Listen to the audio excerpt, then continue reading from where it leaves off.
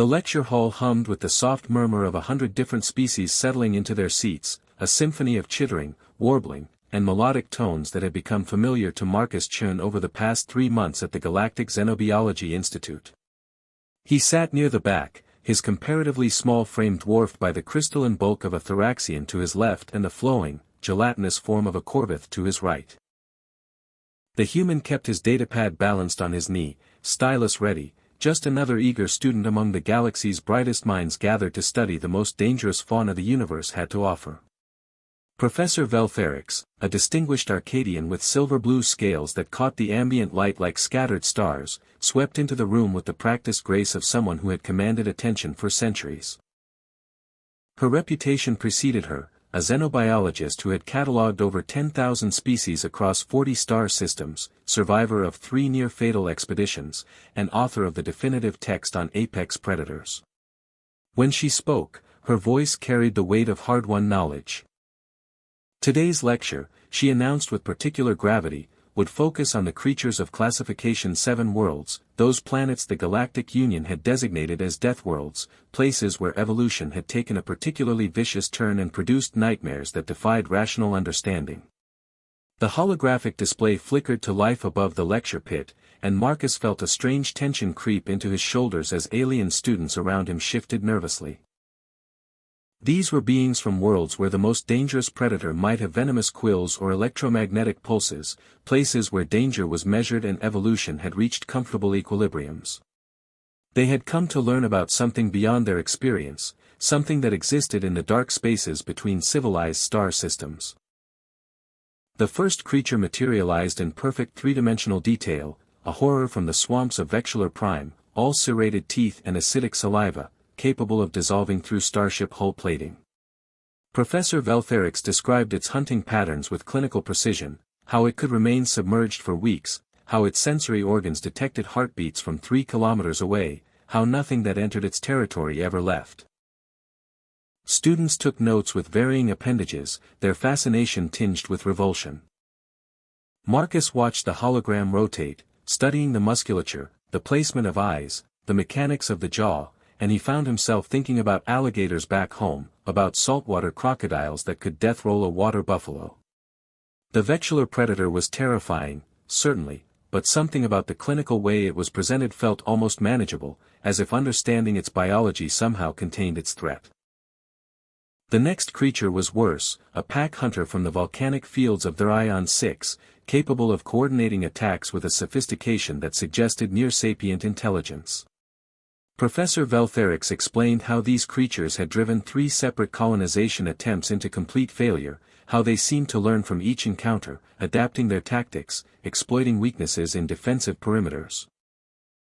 The hologram showed one tearing through a reinforced barrier, its claws superheated from volcanic vents, its eyes burning with an intelligence that made even recorded footage unsettling. A Corvith student near the front pulsed an anxious yellow color, their species' natural fear response, and the professor paused to reassure the class that these were contained threats, that the Galactic Union maintained strict quarantine protocols, that no one in this room would ever have to face such horrors. Marcus made a note in his datapad, but his mind wandered to African wild dogs, to orcas hunting in coordinated pods, to the way evolution had shaped Earth's predators into sophisticated killing machines long before humans had climbed down from the trees. The lecture continued, each new creature more disturbing than the last, a greatest hits collection of the universe's most efficient killers. There was the Phantom of Krell, a creature that existed partially in another dimension, could pass through solid matter, and fed on neural tissue. There was the Swarm of Delterra, billions of insect-like organisms that operated as a single predatory consciousness, capable of stripping a settlement to bare metal in hours. There was the Void Serpent, a creature that somehow survived in the vacuum of space, ambushing mining vessels and wrapping around them until the hulls buckled under impossible pressure. With each presentation, Professor Veltherix's tone grew more somber, and Marcus could feel the mood in the lecture hall shifting from academic curiosity to genuine dread. These weren't just animals, she explained, these were evolutionary endpoints, creatures so perfectly adapted to killing that they represented the absolute ceiling of predatory development. Several students had stopped taking notes entirely, simply staring at the holograms with what Marcus recognized as existential horror, the sudden understanding that the universe contained things that could end them without effort or mercy, that their own evolutionary paths had been gentle compared to these savage crucibles. The Thoraxian beside Marcus, whose crystalline body could withstand temperatures that would vaporize most organic matter, actually trembled slightly when the professor displayed a creature that hunted by inducing harmonic frequencies that shattered silicon-based life forms from the inside out. This was the purpose of the Institute, Marcus understood, not just to catalog these creatures but to help the sheltered species of the Galactic Union comprehend the true scope of cosmic horror that existed beyond their peaceful federations. Then Professor Veltherix paused, her silver-blue scales darkening to a deeper, more troubled hue, and announced that they would now examine the most dangerous classification of all, the apex predators of Earth, the only known classification 9 Deathworld in the explored galaxy. The lecture hall fell into a profound silence, the kind that only comes when fear crosses the threshold from abstract to immediate. Marcus felt every eye in the room that was capable of directional vision turn slightly, unconsciously, toward him. He kept his expression neutral, his breathing steady, but something primal stirred in his chest, a defensive instinct he hadn't known he possessed until that moment.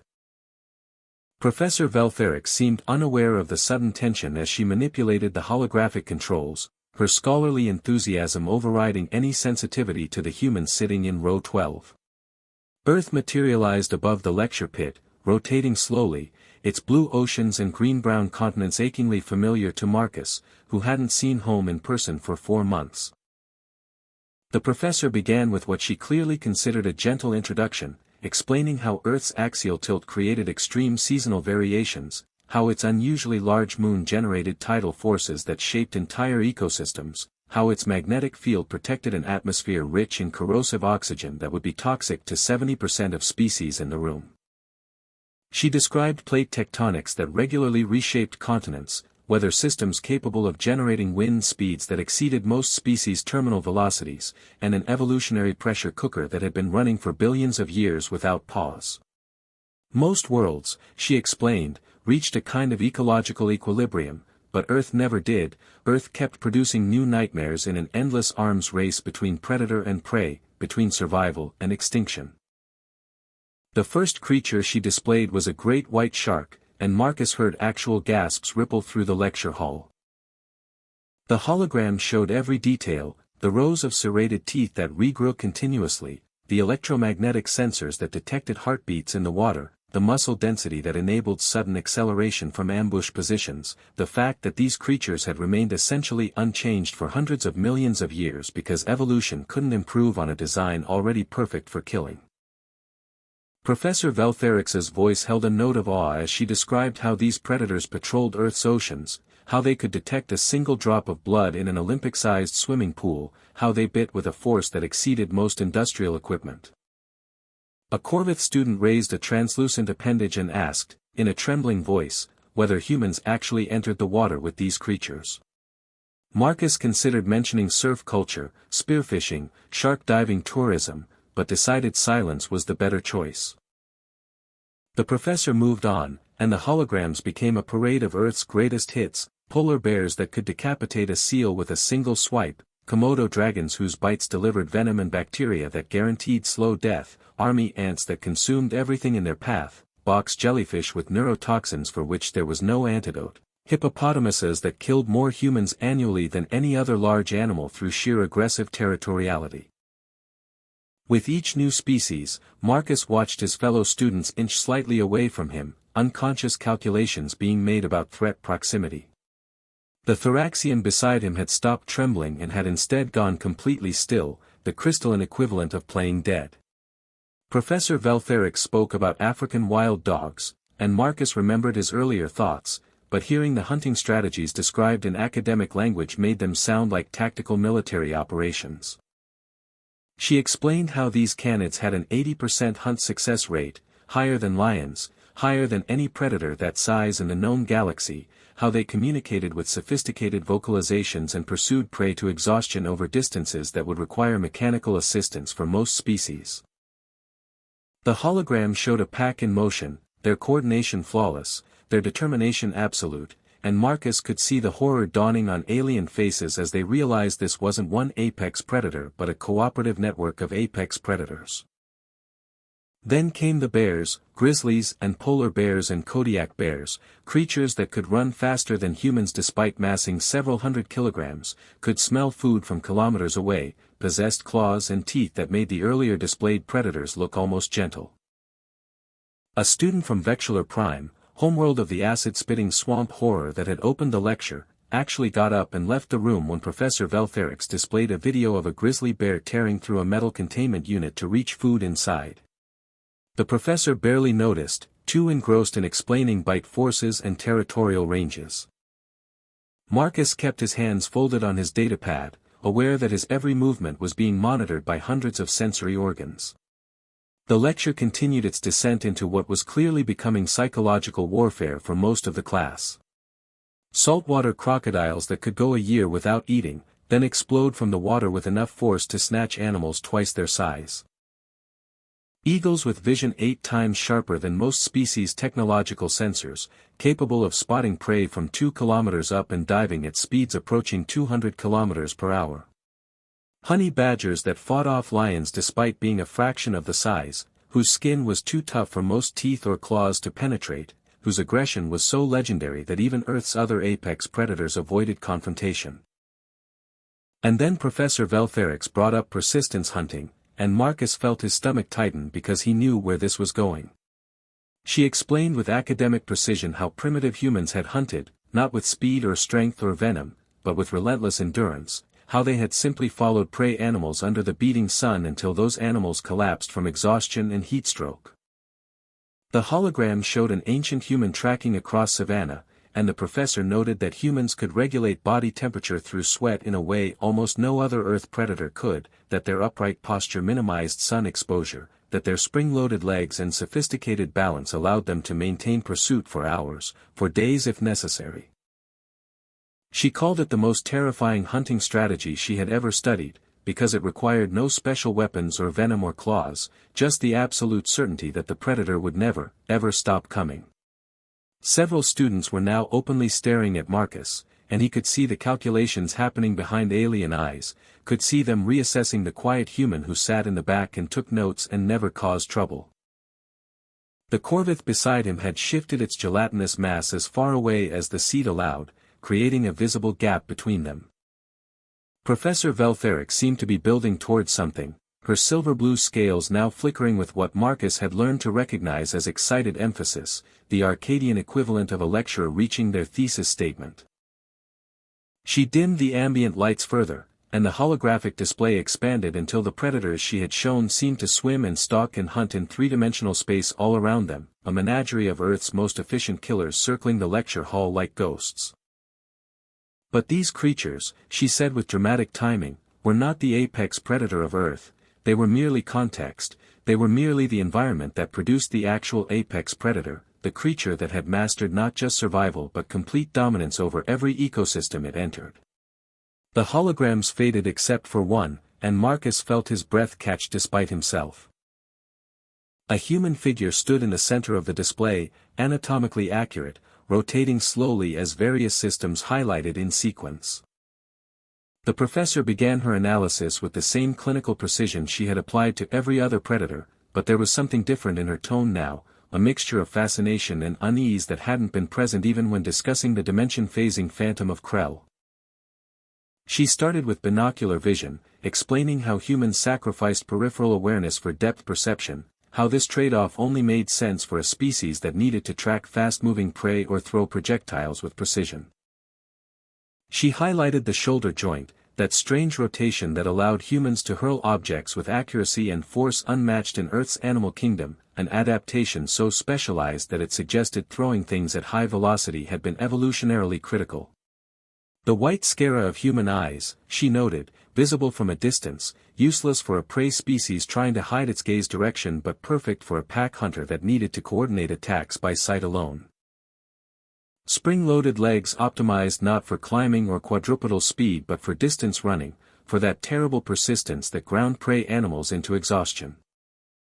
Marcus watched his own species being dissected like a specimen, watched as Professor Veltherix highlighted the massive brain case, the complex larynx capable of generating thousands of distinct sounds, the hands with their precision grip and ability to manipulate tools. She pulled up comparative data, showing how humans scored moderately on any single physical attribute but were the only species to score above 70% on every category simultaneously, a jack-of-all-trades design that shouldn't have been effective but somehow produced a creature capable of surviving in every biome from Arctic to desert to jungle. Then she brought up violent statistics, and the lecture hall became absolutely silent. Deaths caused by great white sharks annually numbered in the single digits, she noted. Deaths caused by hippos in the low hundreds, deaths caused by box jellyfish slightly higher. Deaths caused by humans, she let the number hover in the holographic display, numbered in the hundreds of thousands even before considering warfare, disease, or indirect environmental impact. A student near the front, one of the insectoid VRYNN whose homeworld had no predators larger than a household pet, made a clicking sound that the universal translator rendered as something between a whimper and a prayer. Professor Veltherix continued without mercy, pulling up archaeological evidence of megafauna extinctions that correlated with human migration patterns, showing how every continent humans entered saw a sudden, dramatic die-off of large prey animals, how species that had survived for millions of years vanished within centuries of human arrival. She displayed weapons, starting with sharpened stones and progressing through spears, atlatls, bows, firearms, each innovation representing another leap in killing efficiency.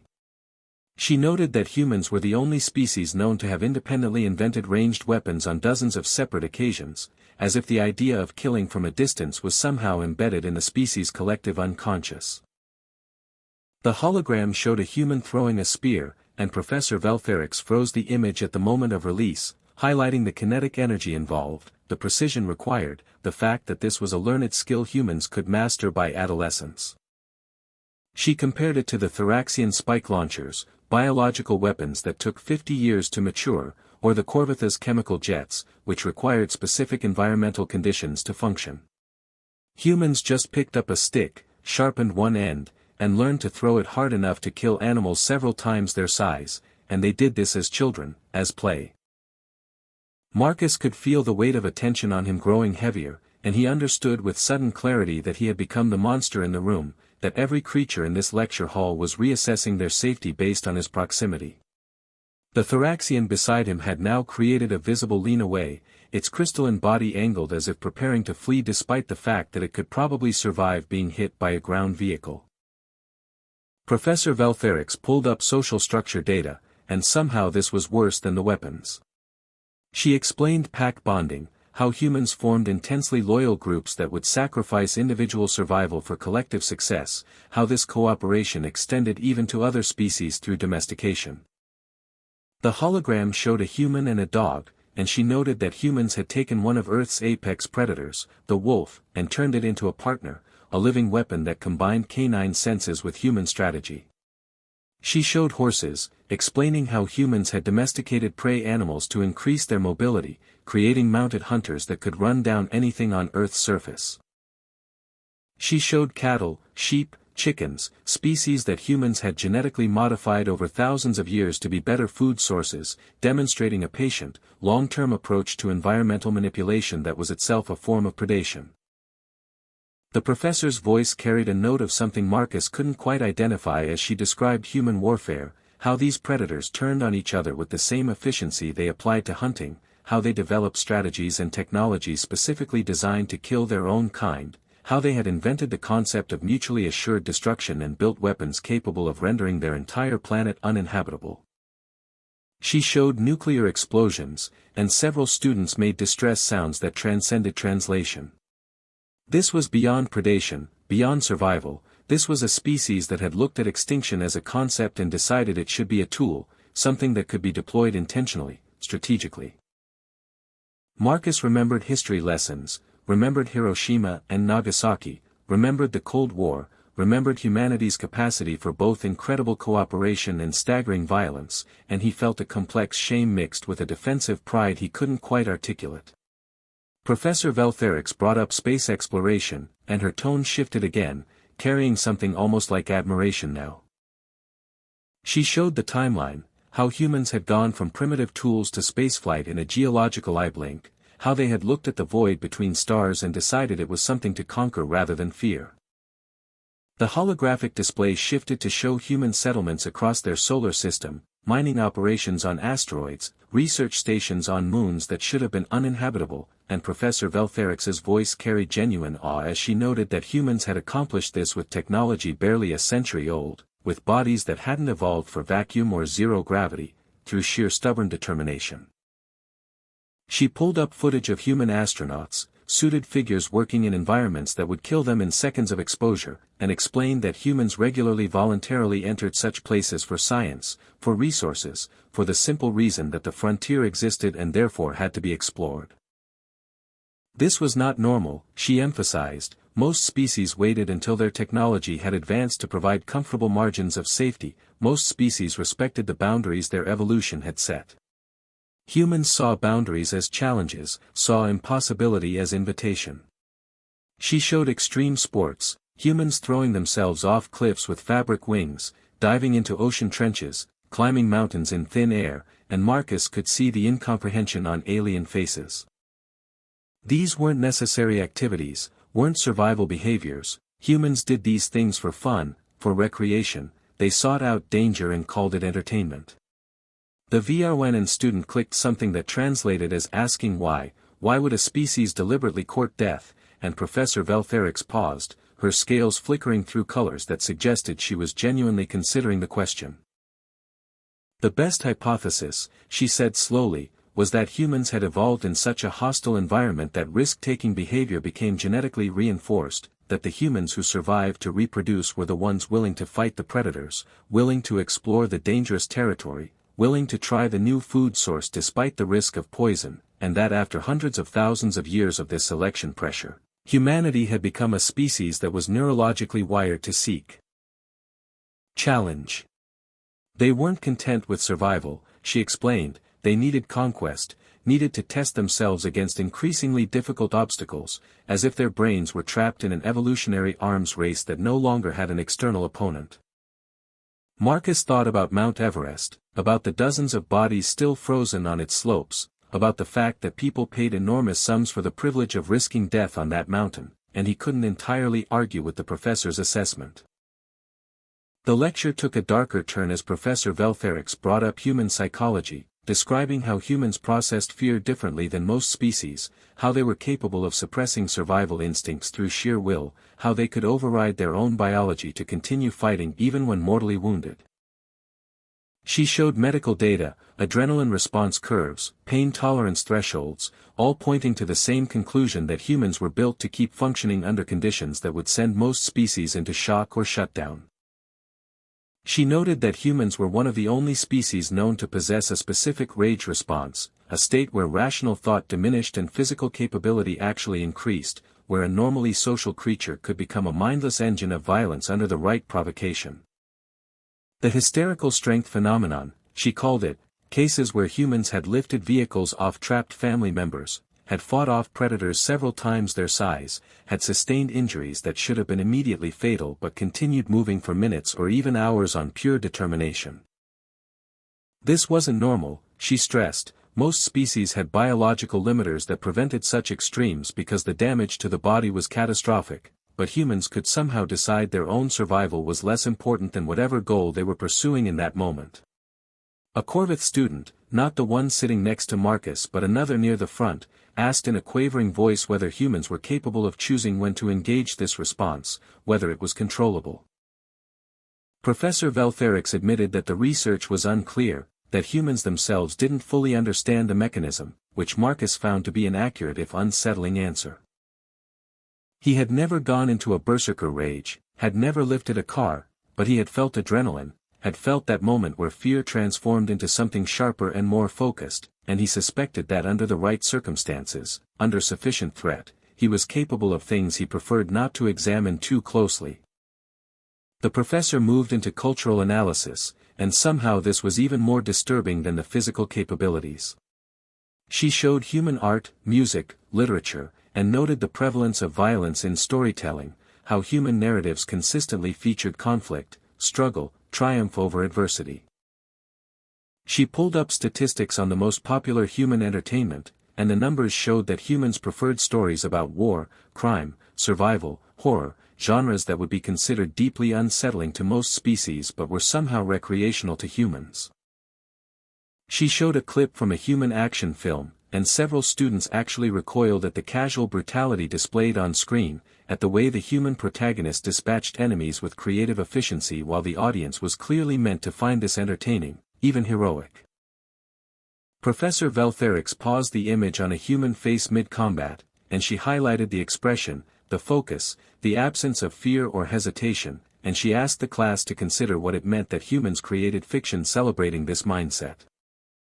What did it say about a species that their heroes were almost universally warriors, that their stories required villains to be defeated through violence, that their entertainment industry had an entire genre dedicated to watching humans hunt and kill other species, which they called nature documentaries and considered educational?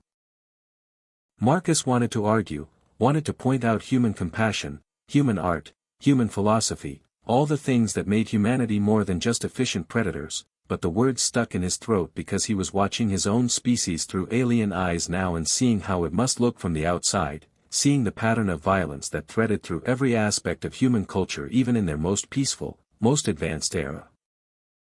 The professor brought up human bonding behaviors, and initially this seemed like it might rehabilitate humanity's image, discussing how humans formed long-term pair bonds, how they cared for elderly and injured group members, how they adopted orphaned young even from other species. But then she noted the possessive nature of these bonds, how humans became violently protective of their chosen groups, how the same capacity for care translated into capacity for vengeance.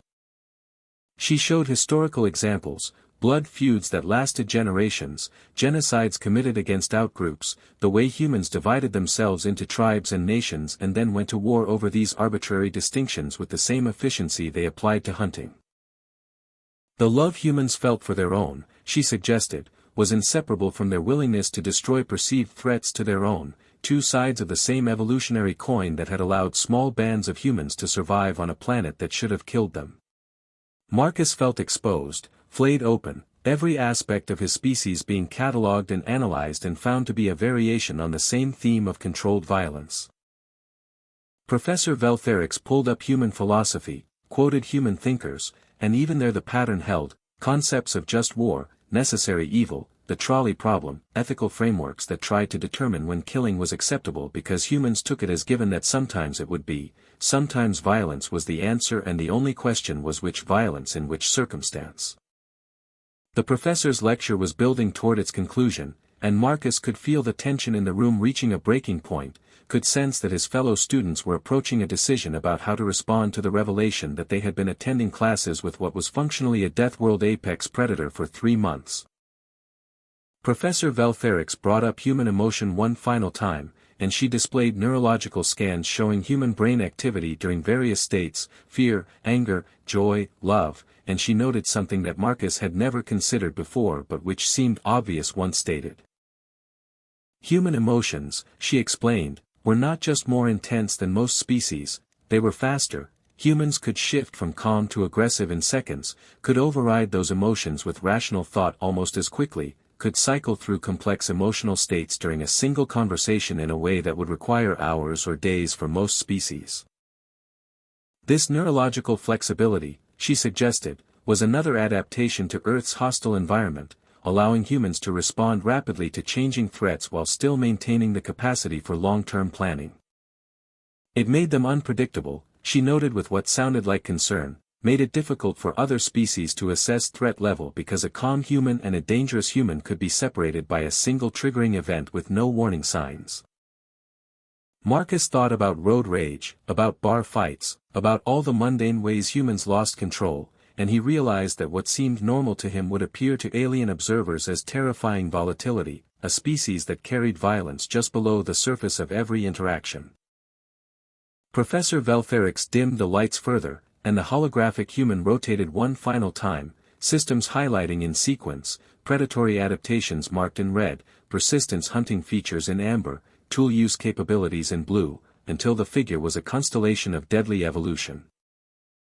And then she said something that made Marcus's blood run cold. She noted that humans were Category 9 Deathworlders, but they were the only Category 9 that had achieved spaceflight, the only one that had developed advanced technology, the only one that had looked at the stars and decided to go there.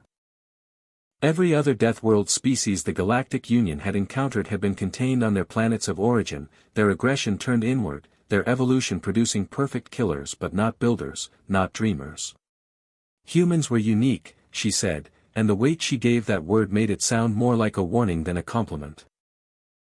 They combined the physical capabilities of apex predators with the intelligence and social cooperation of species like the Arcadians or the Thoraxians. They were what happened when evolution produced a creature capable of both extreme violence and abstract reasoning, and the Galactic Union's xenobiologists were still debating what that combination meant for the future of the galaxy. Several students were now blatantly staring at Marcus, and he could read the fear in alien body language, the slight tensing, the increased distance, the way they had repositioned themselves to keep him in their sensory fields. He was no longer Marcus Chen, exchange student, enthusiastic xenobiology major, someone you studied with and shared meals with in the cafeteria.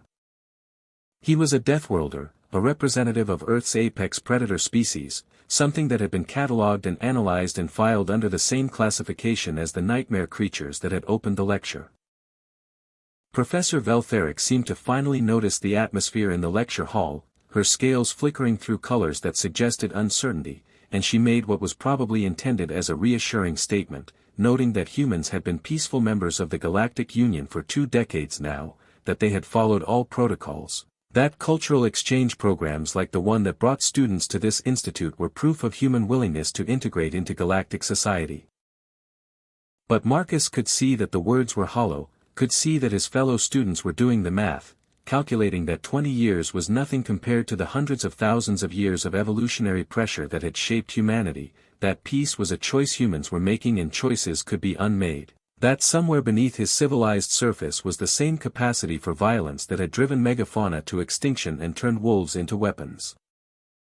The lecture ended not with a conclusion but with a dissipation, Professor Veltheric's dismissing the class early as the atmosphere became too uncomfortable to maintain academic focus.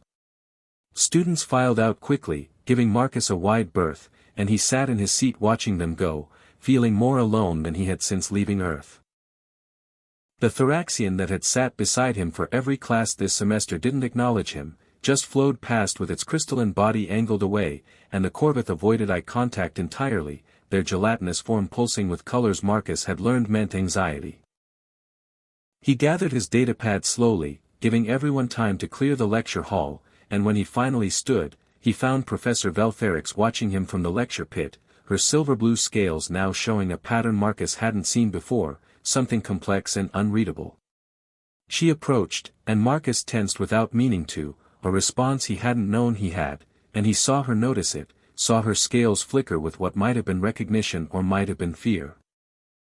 She spoke carefully, choosing words with diplomatic precision, saying that she hoped he understood the lecture was academic, that xenobiology required clinical analysis regardless of species, that she meant no offense to him personally.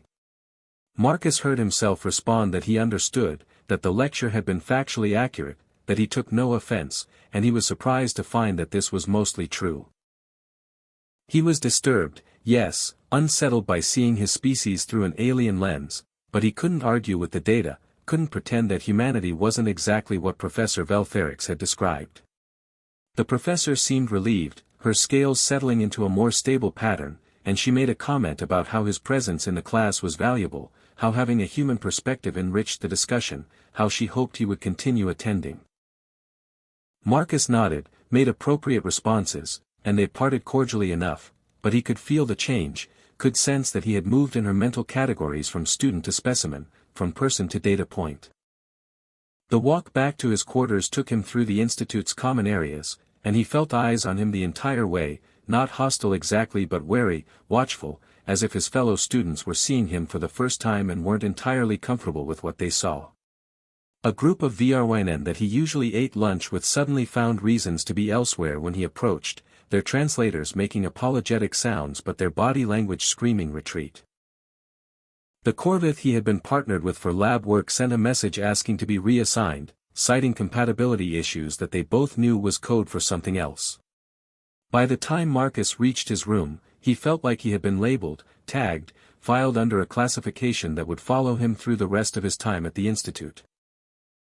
He stood in front of his mirror, looking at his own reflection, trying to see what the other students saw, trying to identify the predator in his features. Binocular vision that sacrificed awareness for precision, yes, he could see that now, could see how his forward-facing eyes would mark him as a hunter to any prey species. The visible whites that betrayed his gaze direction, making him easy to read, but also making him effective in coordinated groups. The hands with their opposable thumbs and precision grip, capable of wielding tools, of throwing weapons, of the thousand small violences that human civilization was built upon. He thought about the lecture, about the extinct megafauna and the domesticated wolves and the nuclear weapons, and he felt a complicated shame mixed with defiant pride because yes, humanity was all of those things, was violent and aggressive and built for killing, but they were also the species that had looked at the stars and reached for them, that had seen the void and called it a frontier, that had encountered alien life and chosen communication over conquest even though conquest would have been easier, would have been more consistent with their nature. Marcus sat down at his desk and pulled up his essay assignment, a comparative analysis of pursuit-predation strategies, and he stared at the blank page wondering how to write it now that he knew his classmates would read it as a confession, a manual, a threat assessment. He thought about going home, about requesting a transfer back to Earth where at least everyone understood the context of human violence, where predatory instincts were just normal background radiation of daily life. But then he thought about why he had come to the Institute in the first place, to learn, to bridge the gap between human and alien understanding, to prove that humanity could be part of something larger than itself. He started typing, not trying to minimize or excuse what his species was, but trying to explain the other side, the fact that humans had channeled their violence into protection, that they formed bonds that crossed species lines, that their capacity for destruction was matched by an equally powerful capacity for creation. He wrote about how persistence hunting had taught humans patience, how pack bonding had taught them loyalty, how living on a death world had given them an appreciation for life that species from gentler worlds might never fully understand. He wrote about human music and human art and human philosophy, all the ways humanity had tried to transcend their violent origins without denying them, to build something beautiful on a foundation of survival instinct. And when he finished, he sent the essay to Professor Veltherix knowing it would probably be analyzed for threat assessment, knowing that every word would be weighed against the lecture's revelations, but hoping that maybe, eventually, his fellow students would see him as something more than just another Deathworld monster. The next day's class was tense, students arriving early to claim seats far from where Marcus usually sat, creating a visible empty zone around him like he was radioactive. He took his usual spot anyway, opened his datapad, and waited for the lecture to begin, carrying the weight of his species' evolutionary history with a strange new awareness. Professor Veltherix entered, her scales showing complex patterns Marcus was beginning to recognize as uncertainty, and she launched into a lecture on symbiotic relationships in hostile environments, perhaps trying to shift the tone after yesterday's revelations. Marcus took notes, participated when called upon, and tried to ignore the way every movement he made seemed to generate ripples of tension through the lecture hall. And when a Corvith student near the front asked a question about human-canine bonding, whether it was truly symbiotic or simply exploitation of a less intelligent species, Marcus felt something shift in his chest, felt that persistence hunting instinct that Professor Veltherix had described, that refusal to give up that had allowed his ancestors to chase prey to exhaustion. He raised his hand, and the